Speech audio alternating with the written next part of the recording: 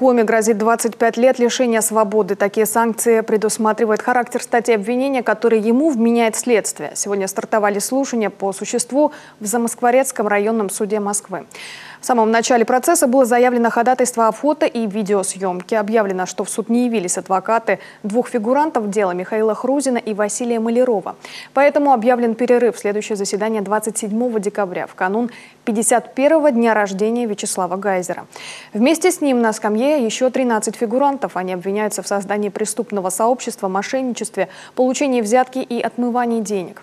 Уголовное дело расследовалось Главным управлением по расследованию особо важных дел Следственного комитета России. 14 участникам преступного сообщества, действовавшего в Республике Коми, инкриминируется ряд тяжких и особо тяжких преступлений против общественной безопасности, против государственной власти в сфере экономики. Руководили этим сообществом Вячеслав Гайзер, Владимир Торлопов, Александр Зарубин, Александр Чернов и Валерий Веселов.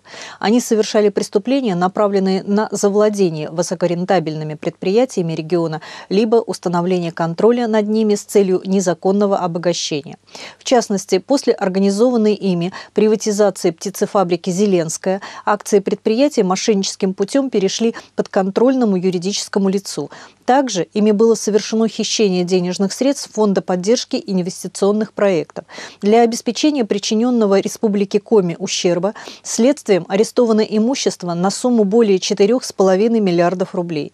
Наряду с этим следствием установлен ряд фактов получения взяток участниками сообщества.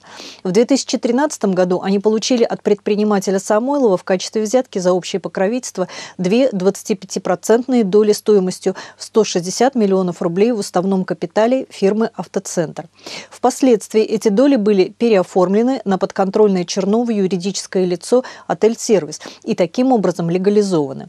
В 2008 году Вячеслав Гайзер способствовал назначению Александра Сердитова директором Сыктывкарского ликероводочного завода. В обмен на это он и его сообщники получили в качестве взяток более 37 миллионов рублей. Исчерпывающие доказательства преступной деятельности этого сообщества представлены суду и, полагаем, позволят сформировать объективное мнение о ее масштабах и роли каждого из фигурантов.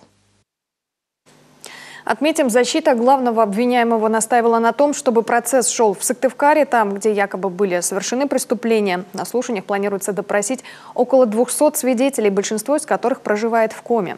Очевидно, что перенос мог бы ускорить судопроизводство. Впрочем, с этим не согласилось гособвинение, а суд это поддержал. Сам Гайзер свою вину отрицает. Ежегодно в Коми